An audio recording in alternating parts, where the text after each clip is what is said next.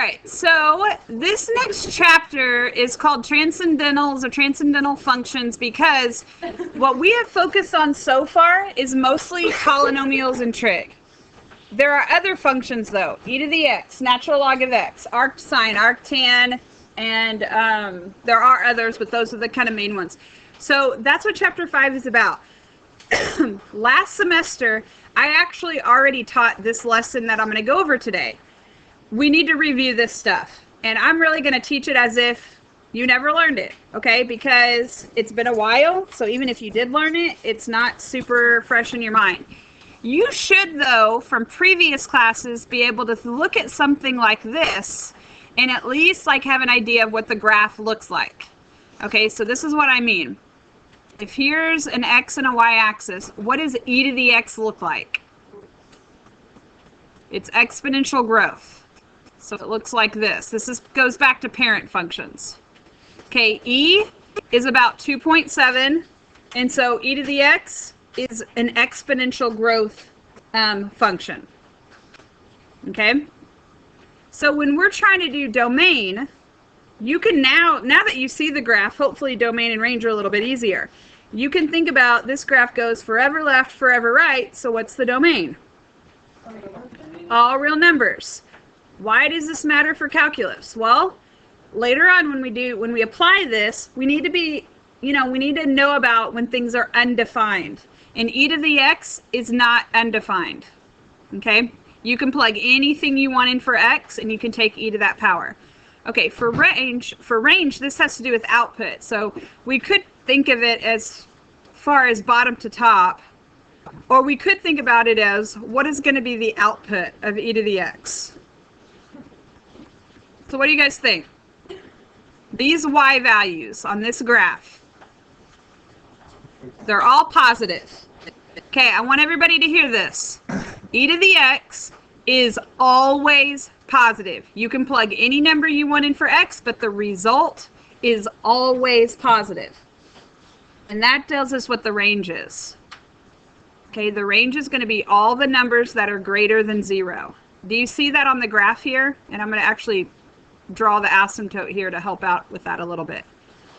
The range, bottom to top, is 0, not including 0. 0 is like a boundary because of the asymptote there. But the result of e to the x is always positive. That's going to come up a couple more times here in the lesson. All right. 2, there was nothing for you to figure out. This is just information. But why would this be important? Why is it important that a function is continuous in calculus? It leads to possibly being differentiable, and it talks about theorems and all that kind of good stuff. Okay, if a function is increasing, what does that tell us about that function's derivative? Positive. So the function itself is always positive. Its derivative is always positive. So what do you think about the second derivative? We just kind of went with the trend. We'd say also always positive.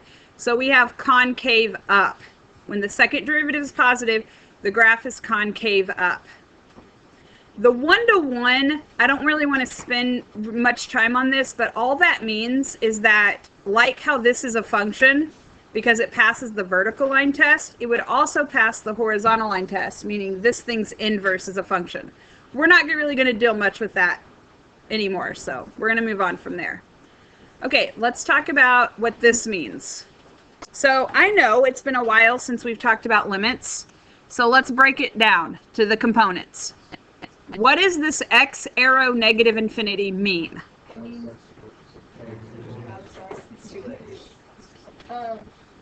Like, what part of the graph are you looking at here when x is approaching negative infinity? So it's like whenever, like when it's going to the left. It's going to the left. We could even write that down. At the far left of the graph, what is the y value or the result? What is that approaching? 0. So that's why the word limit's there. The y value never reaches 0, but it definitely approaches it. So that means the limit is 0. That's the left end behavior. The right end behavior, though, is different. Infinity. Infinity. Yeah. Things both of them go to infinity. Yeah, as x approaches infinity, y approaches infinity. That's the right end behavior. So we could write this, we could put that direction down there for the notes. All right. Number 5 and 6. This is something, you did this for the first time in Algebra 2. You did it again in pre-cal, and then we reviewed it last semester. That does not mean you're an expert, but it means that you've got to get better at it. Okay? So how do we solve these equations? Well, E is it has to do with logs, right? Natural log. And natural log in particular. Cross, cross. Yeah, I've heard different teachers kind of do different things, but the whole drop, cross, cross. If you look at the base of this exponent, that's going to be the base of the log, and then you go to the other side, and then that equals the exponent. This is called rewriting from exponential to logarithmic. Does that look familiar at all? Sort of fair. If it doesn't look familiar at all, well, now you know it. Okay? This is not something we're going to do a whole lot of. I'll explain in a future example like why this would be important, but this is just practicing the skill. So look at what I replaced log base E with. I replaced it with ln. What does ln stand for? Natural log, okay, which is the inverse of e to the x. All right, and if I'm solving for x, I would just subtract the 1. Okay, so that's how you'd solve for x. This could be important because this could be you solving for a critical number or something like that.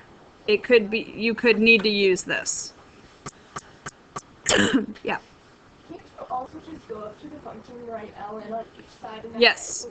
You can totally take natural log of both sides, and that would give you natural log of 7. And on the right, when you take natural log of e to a power, you would be left with just the power using that log property. Correct. Okay, so on 5, the one we just did, we had an exponential and we rewrote it as a log. On number 6, we have a log. So what do you think we're going to do? You're going to turn it into an exponent. Exactly. So what does ln stand for again? Log base e. So I'll put the e right there. And we go e to the 5th. Equals 2x minus 3. Jordan remembers this.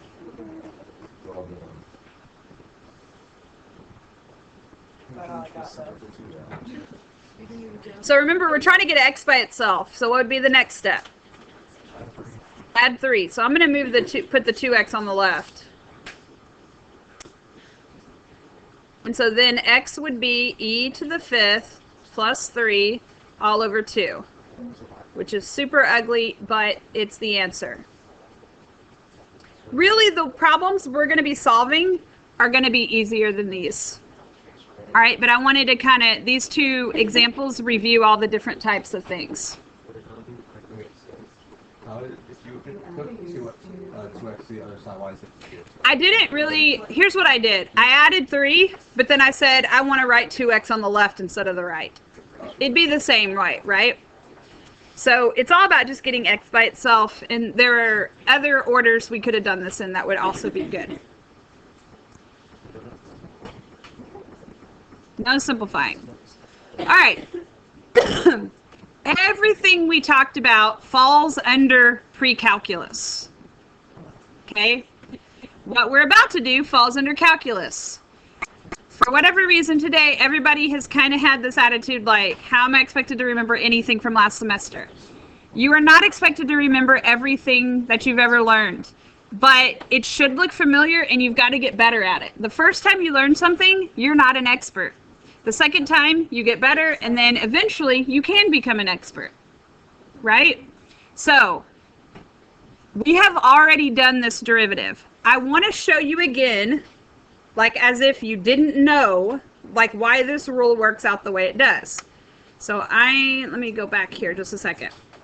Nope, I don't want to pick that one. Here we go. All right, I want to start with something we're more familiar with. What is that the graph of? X squared. X squared. Okay, what is the derivative of x squared? 2x. We're comfortable with that. All right, what this little applet will do is, first of all, it will calculate the derivative at a particular point, meaning it'll tell us what the slope is. So when x equals 1, the slope right here is 2. And I can drag this point backwards and forwards and all this. And I can trace it so that what it's going to graph actually is the derivative. And I can show the tangent line, but that's too much really. So look at what happens here. What is that the graph of? Y equals 2x, the derivative. That's something we are already comfortable with. You didn't need this applet to tell you what the derivative of x squared was. All right, e to the x, though, we're not as comfortable with. Okay, this is the same thing I graphed at the top of the notes. This is exponential growth. Okay, I'm going to hit that button, and I want you to first of all notice, where is the red dot? It's on the curve, and if I trace it, it really brings that point home. So here's what this means. What this means is, say at x equals 1, the y value is about 2.7. The slope is also 2.7. Okay, at right here, at x equals 0, the y value is 1, and the slope is also 1. This is unique to e to the x. There's no other function whose derivative is the exact function. Okay, it only works with e to the x. E is a number like pi. It's a number that occurs in nature. It's called the natural number, or the Euler number. E, it starts with EU, but it's pronounced Euler. And it occurs in compounding interest and lots of other things that have to do with exponential growth. Okay, so it's special. It's neat. All right. It doesn't mean that it's difficult, though. In fact, one phrase I kind of mentioned last week, what am I talking about? Last semester was E stands for easy. It's actually very easy to derive e to the x. It is e to the x. Hold on a second. All right. The only thing that makes it more complicated is if the power, instead of just x, is something more like u. All right. And so in that case, we have to apply chain rule and multiply by the derivative of the power. So moving on to an example. What's the derivative of e to this? It is just e to that 3x minus 5. And then we apply chain rule. So we go times the derivative of the power, which would be times 3. That's your answer. That's how you derive things with e. Okay, I want you to try number 8 on your own. This example is a little bit harder, so if you're finding yourself confused, remember that you can rewrite negative 7 over x squared as negative 7x to the negative 2. You shouldn't be using chain quotient rule here. You could, but that's more difficult than you need to do it.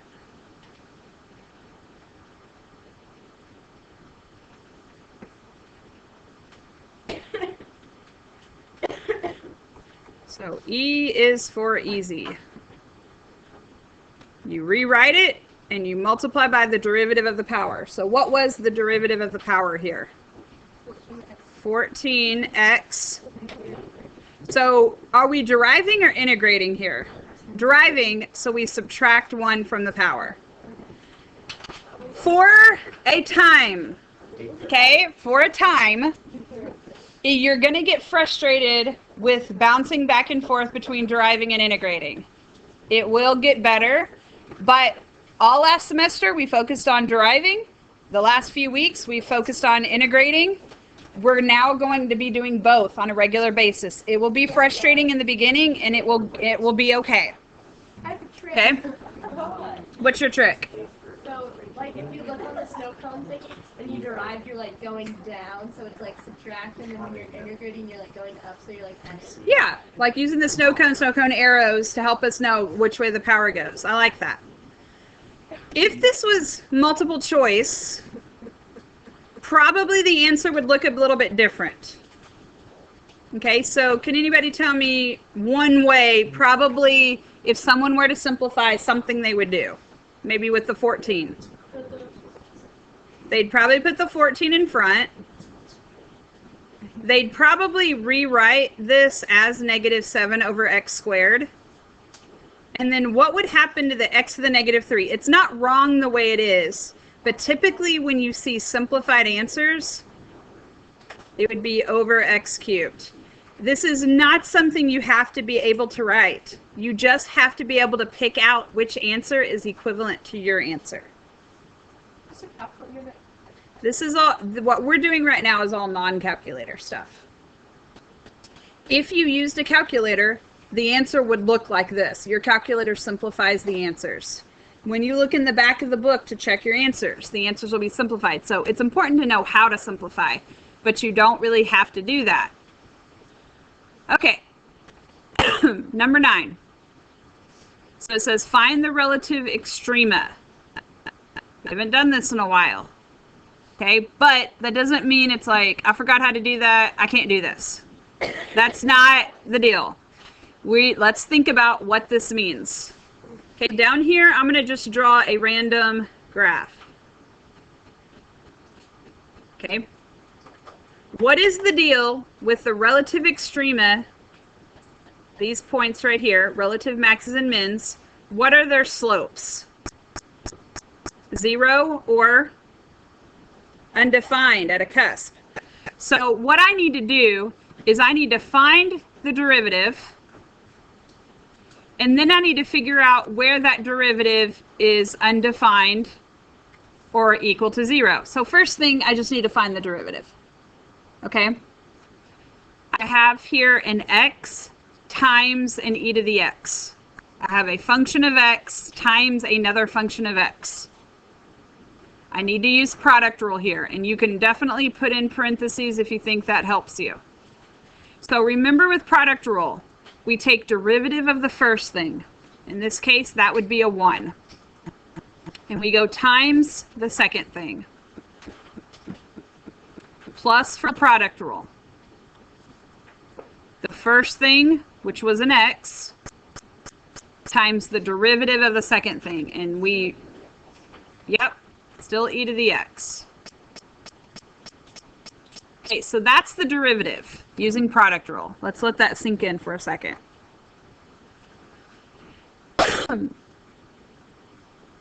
We just talked about, in order to do relative extrema, we need to know where this derivative is 0 or undefined.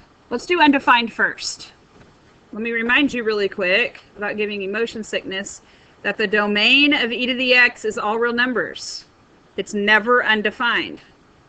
So what do you think about this derivative? Could it be undefined? No.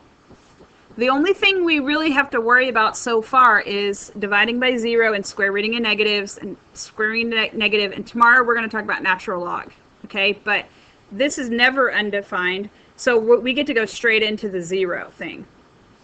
And just like with polynomials, we need to factor. So what can I factor out of this? E to the x. And what I am left with is a 1 plus an x.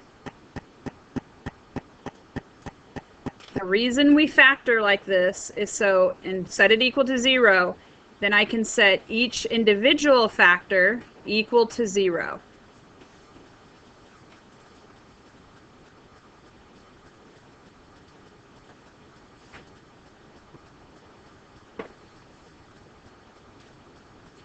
Okay, what do you think about e to the x equals 0? Not. Why not possible? Given the approaches there. So what did I say in the very beginning about e to the x? It is always positive. So some people are right now thinking, well, can't x be 0? What's e to the 0 power? 1. 5 to the 0 is 1. 11 to the 0 is 1. Anything to the 0 power is 1. So it's not that x can't be 0. We just said it. E to the x is always positive. If you know that, it gets you out of doing a lot of work here. This is a dead end.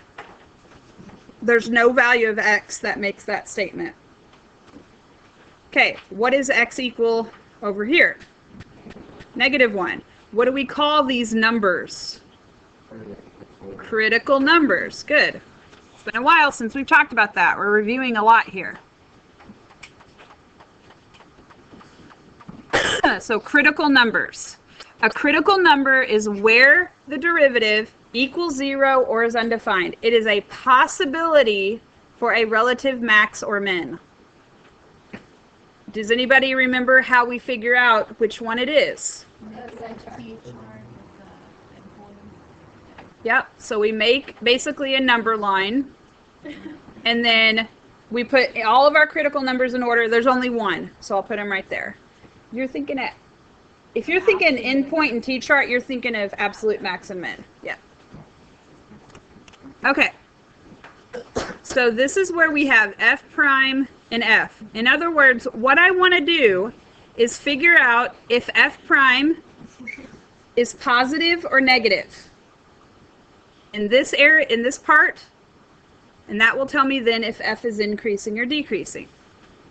Okay, because remember, f prime is 0 at -1. That's a possible max or min. So take any number you want right in this little section here, and you're going to plug it in to the derivative. My suggestion is to plug it into the factored form. All right, because e to the x is always what again? Positive. So that thing right there will not affect my sign chart at all. So all I really need to plug in is to 1 plus x. For a number in this section of the number line, if you add 1 to it, you're going to get a negative result. In other words, f prime is negative for all of these numbers. So if f prime is negative, what does that tell me about f? Decreasing. So we draw a little down arrow like that. Okay, you might have a prediction as to what's going to happen over here, but let's check it. Let's take a number larger than -1, and let's plug it into f prime. And the result does indeed become positive, which means that f increases. Yes. Yes. I took a number, say like -2, and I plugged it into the derivative. I don't really have to worry about plugging it into e to the x because that part's always positive. So 1 plus -2, that result is negative. And that would work for any number in that interval.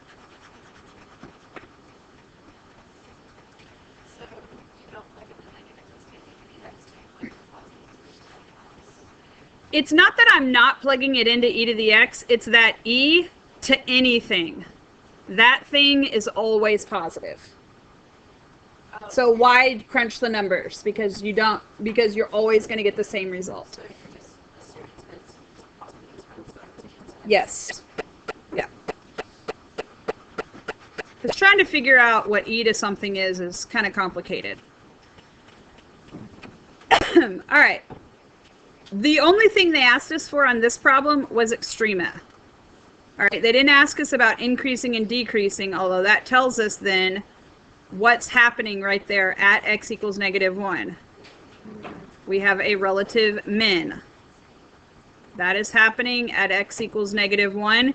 It doesn't ask us to justify, but in the event that you're asked this later, I want you to be able to do it. It has to do with what's happening to f prime. Yeah. This is very similar to the stuff that we've already been doing on the after parties, this part right here. But the algebraic steps of getting there, we haven't practiced in a while.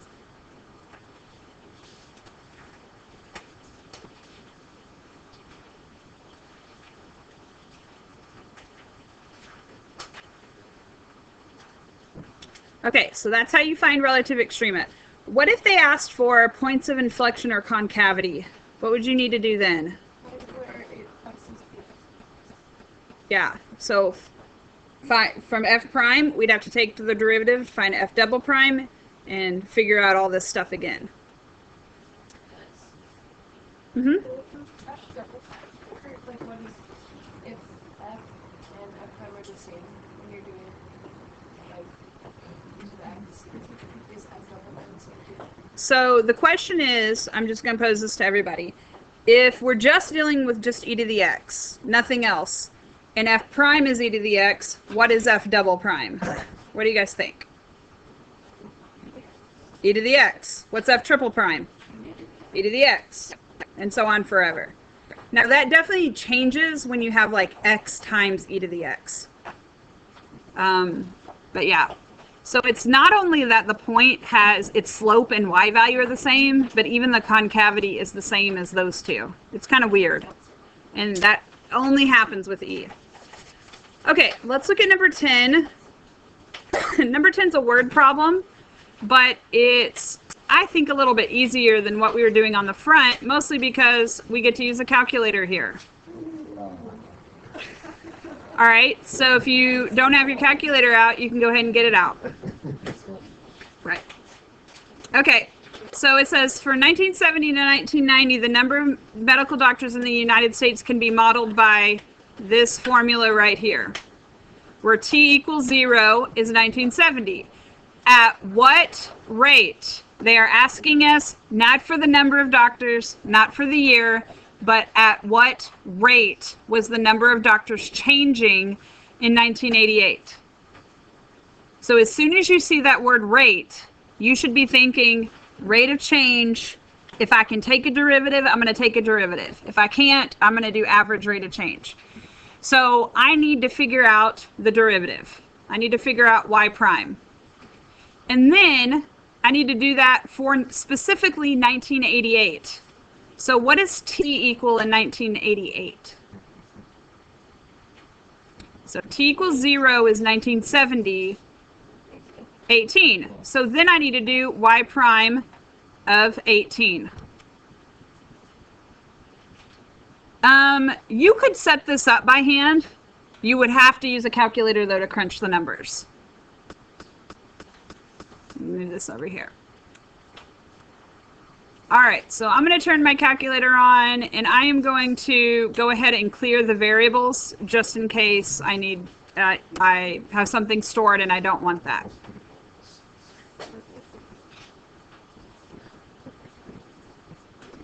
Okay, if you want to take the derivative of something, you go to F3, see how it's differentiate as option 1, integrate as option 2, and then we're going to type this in, 348,000, and then the E is diamond X.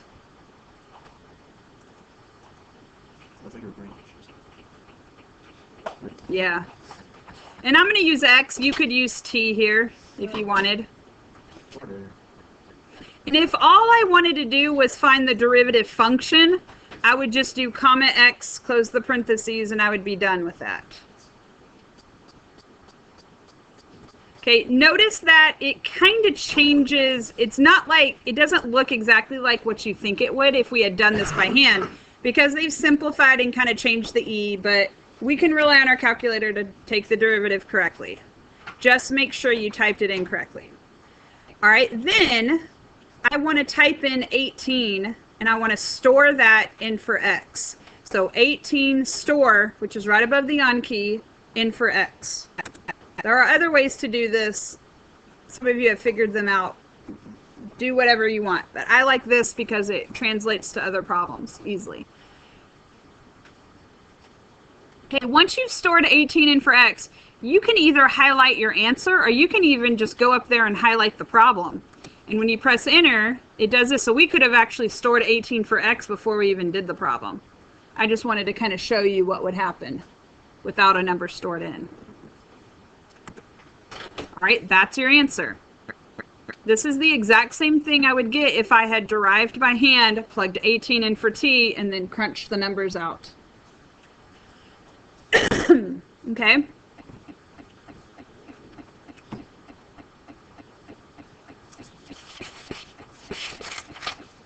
Yes. My calculator Your calculator what? stopped talking.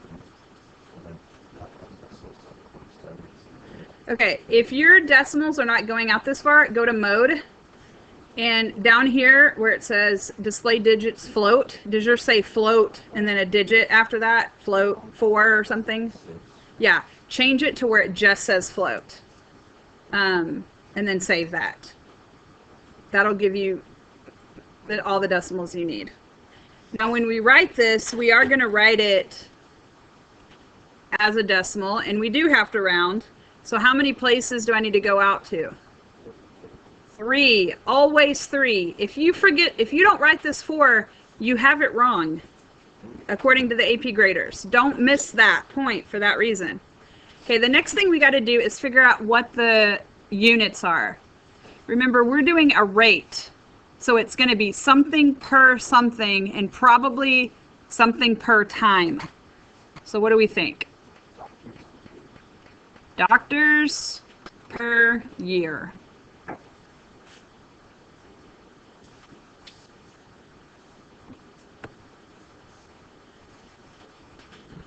Okay, so word problems, a little gross sometimes, but you get to use a calculator. But you got to be comfortable with using your TI-89 here. Okay, we doing all right?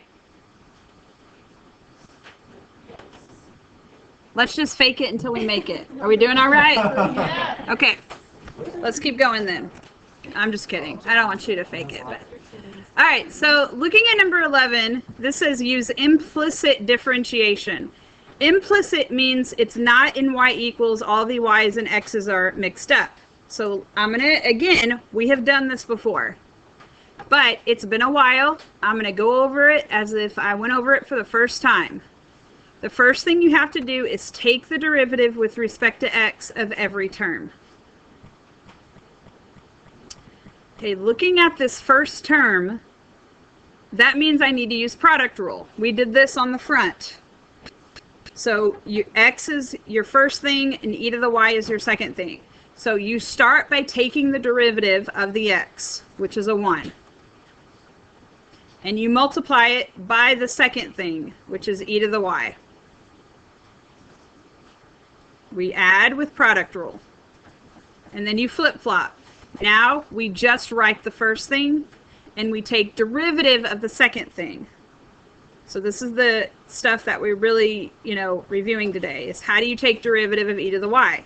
Well, it is just e to the y times, how do we write the derivative of y? Hint, hint, hint, hint. Up here. dy over dx. This should be kind of coming back to you. Maybe not perfectly, but it shouldn't look like you've never seen this before. Okay. Minus 10x. What's the derivative of minus 10x? Minus 10. What's the derivative of plus 3y? Plus 3. I took derivative of a y term. Good. So I need to do dy over dx. And then what's the derivative of 0? 0. All right, the next thing we have to do is to get dy over dx by itself. Our final answer should be dy over dx equals something. So the way we did this before is we isolated these terms. You got to go all the way back until you're not multiplying or dividing anymore, or really just multiplying. Okay, those terms stay on the left. The other terms move to the right side. So the minus 10 becomes a positive 10 on the right side. E to the y, we're going to subtract that to the right side.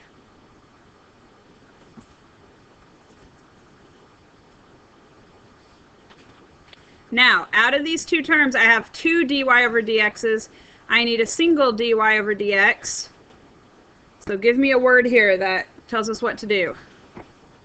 Factor. So I factor out the dy over dx. I'm left with x e to the y plus 3. The right side, still just 10 minus e to the y.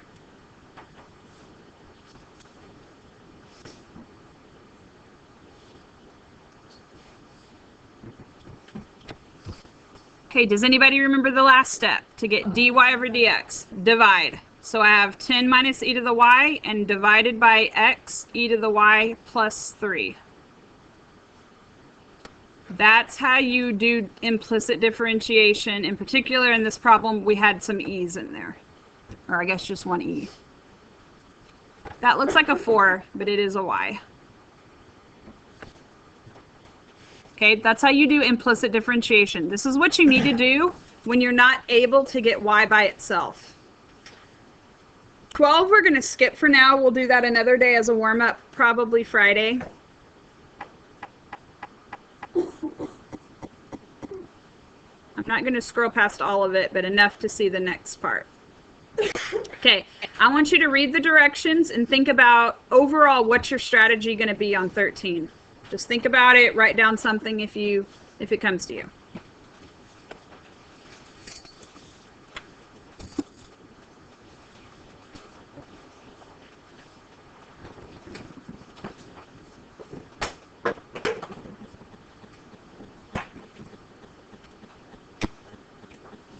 Okay, in order to write an equation of, so I'm not thinking you're finished with this problem by any means, but you've read it. What do we need to write the equation of a line? We need a point and a slope. You've been doing that, at least that part, you've been doing that for a long time. So we need a point and we need a slope. They sometimes give you the whole point, sometimes they only give you the first part of the point. In which case, you've got to find the second point. So if x equals 1, how are we going to figure out what y equals? Yeah, plug it in. So this is actually going to simplify very nice because some things are going to cancel. In other words, this 1 squared e to the 1, that's an e. This becomes minus 2e, that becomes plus 2e. So what's happening here? So just e, so that's the y value. Okay, now we need to find slope. Sometimes though, they give you the x and the y, and that's a nice situation when that happens. Okay, in order to find slope, we need to find the derivative. This, since y is by itself here, we don't need to do implicit differentiation. We will need to do that on 14, which we're not going to do today. But you can just go ahead and do y prime. All right, I would like for you on your own to try to at least get the derivative y prime. If not, try to see how far you can get in this problem. All right, so for this first little group, you got to use product rule. Derivative of x squared, 2x. Times just regular e to the x plus. Now we get to just write x squared times the derivative of e to the x, which is e to the x. Okay, so everything I wrote is just for that first part. Now we need to do the second part. Okay, negative 2x, the derivative of that is negative 2 times e to the x. Then I'm just going to write negative 2x. And again, the derivative of e to the x is e to the x. Do we need to use product rule on this last part? No. We can just go plus 2 times derivative of e to the x, which is e to the x. And I want you to notice a lot of stuff cancels here. Most of it.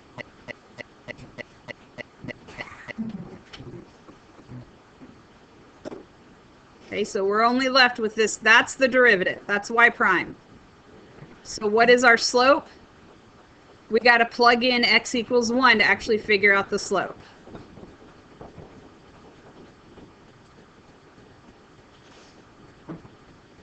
So instead of x squared, we write 1 squared. Instead of e to the x, we write e to the 1. That simplifies to just an e. So my slope is also e. So I'm going to put the point and the slope together with point slope to write the equation of the line. It's weird, but you know, it's okay. Okay, I will tell you that I reviewed a lot today. Okay, we're going to keep reviewing. What you cannot do on me is just quit because you're like, I don't remember all this. I'm just not going to know how to do stuff. It's going to be okay. You just hang in there.